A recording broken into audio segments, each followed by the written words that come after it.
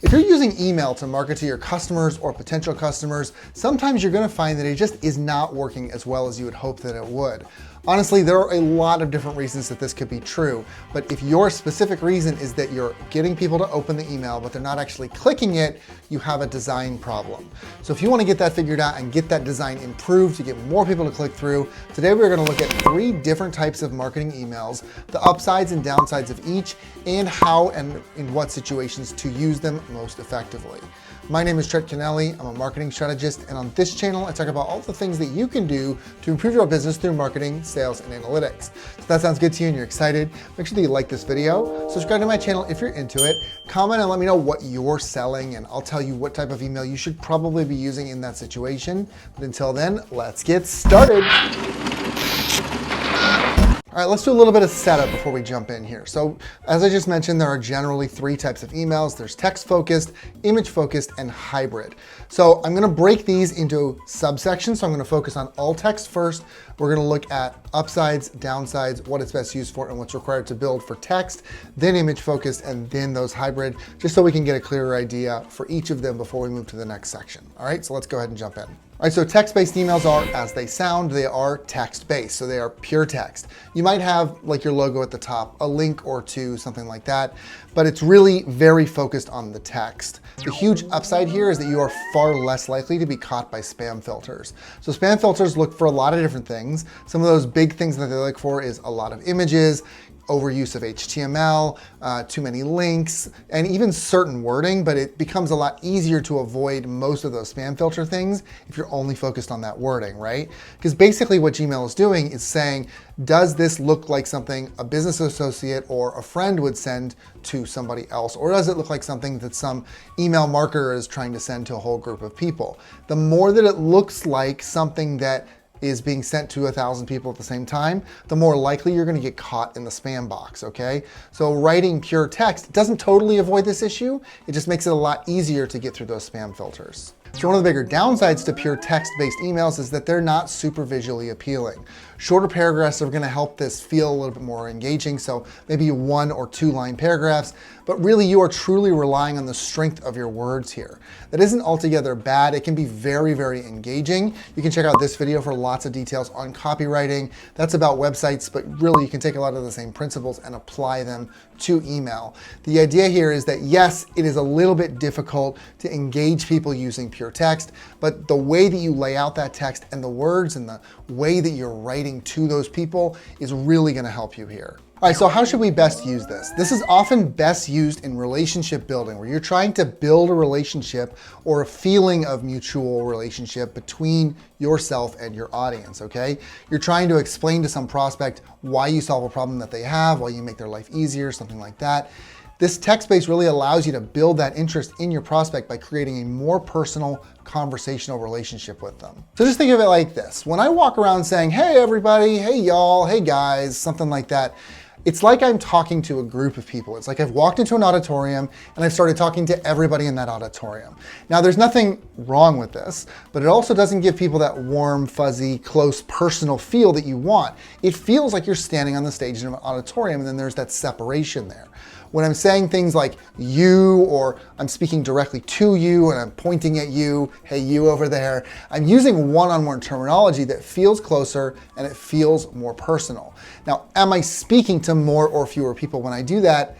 Obviously not, it's the same group of people, but the way that I'm using those words when I speak matters for how people react to them when they're hearing those words. And it's the same thing in writing. If I write guys, if I write hey y'all, it feels like I'm writing to a group of people. If I say hey you or hey first name, hey Trent, whatever, it feels like I'm writing directly to you. It doesn't matter whether you know in your logic brain that that is not the case, you still feel that warm fuzzy inside. Now the ultimate goal of this type of email marketing is of course something that continues to build on or deal with that relationship. So if you offer coaching or consulting services or online courses or group coaching calls or something like that, this is probably the right option for you, because what it does is it takes all of that relationship building that you've done over email and over organic social media and Facebook ads and all that sort of stuff, and it kind of folds that in to the offering that you have for paid clients, okay?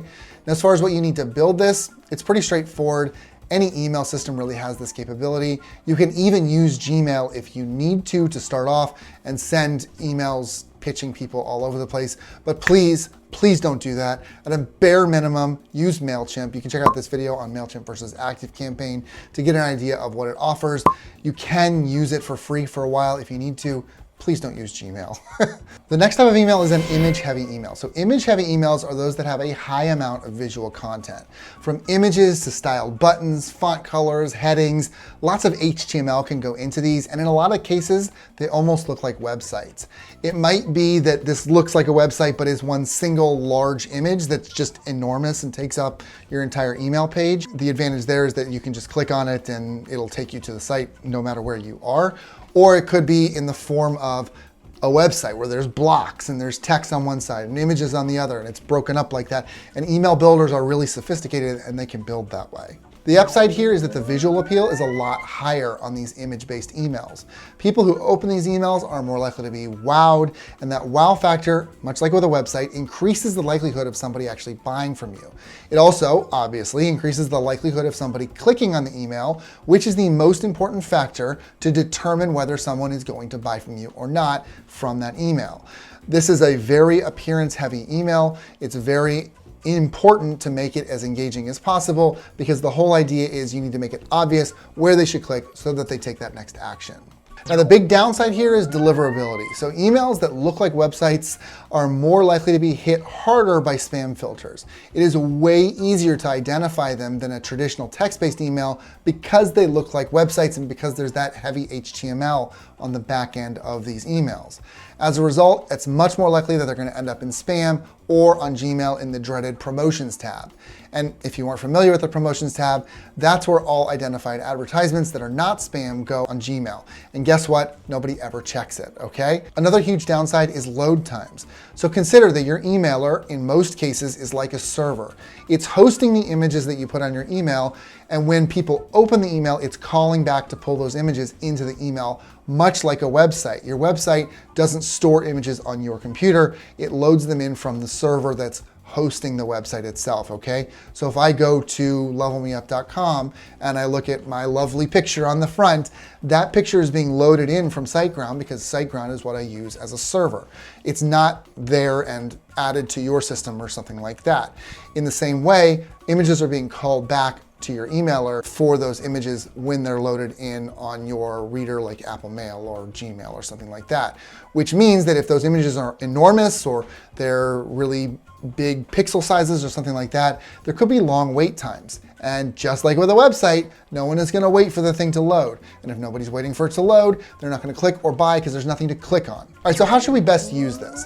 You're mostly going to use this to sell products or software as a service, aka SaaS. You're less into creating personal brand-based relationships and more into getting either an impulse purchase or getting some business person or something to see the benefit of your product without needing to build that personal I am the brand ambassador sort of a relationship with them. You're really looking at this visual approach because you can show those different features of your product or of your service, and you can present a lot of different things about those benefits visually so that people get that idea a lot faster. It really lends itself to talking about a thing and how that thing can benefit the user, not so much for services. All right, as far as how to build it, you need a more advanced option than just Gmail here. I would suggest at a bare minimum MailChimp, but I am an ActiveCampaign fanboy, so definitely check out ActiveCampaign if you get the chance. What you're looking for here is something that's plug and play because you're gonna need to add sections, blocks and move things around and all that sort of stuff. And keep in mind that everything needs to load quickly. So these systems are going to be very good at helping these things to load fast. No part of your email should extend wider than 600 pixels. And you need to make sure that your images that you upload are in the kilobyte range, not the enormous megabyte or more range, okay? You need to make sure also that you upload them this way and don't rely on the in-system editors because those editors don't always display the changes in the email inboxes depending on which email inbox that it's coming from, okay?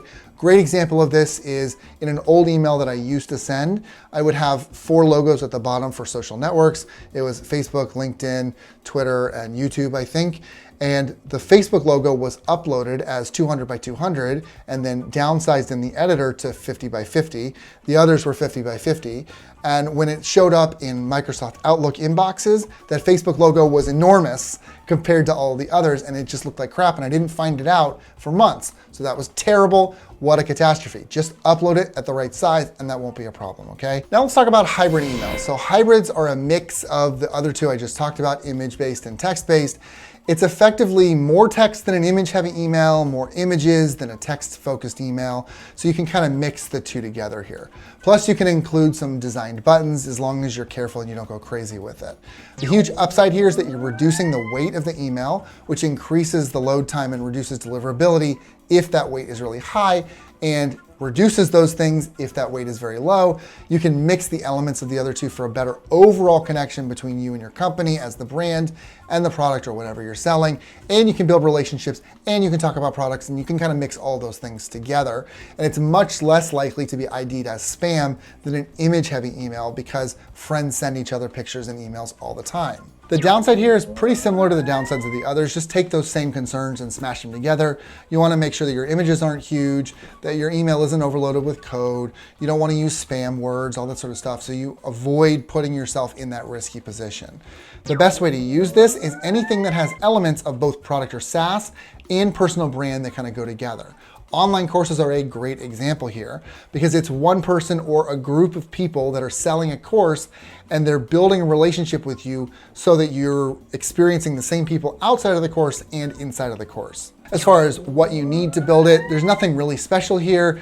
It's the same builder that I would suggest for image heavy because it allows you to build everything into it and make it look really nice without a lot of extra effort. And you just use less of the features than you would if it was image heavy. So there you go, building emails really isn't that complicated. It ultimately just comes down to finding that balance between images and copy, which is different in every business. So I hope that this was helpful for you. Let me know what you're selling and I can probably tell you right away which type of these that you should pursue. Just let me know down in the comments. I would love to be able to help you. Otherwise, make sure that you like this video, subscribe to my channel if you're into it, and I'll catch you in the next one.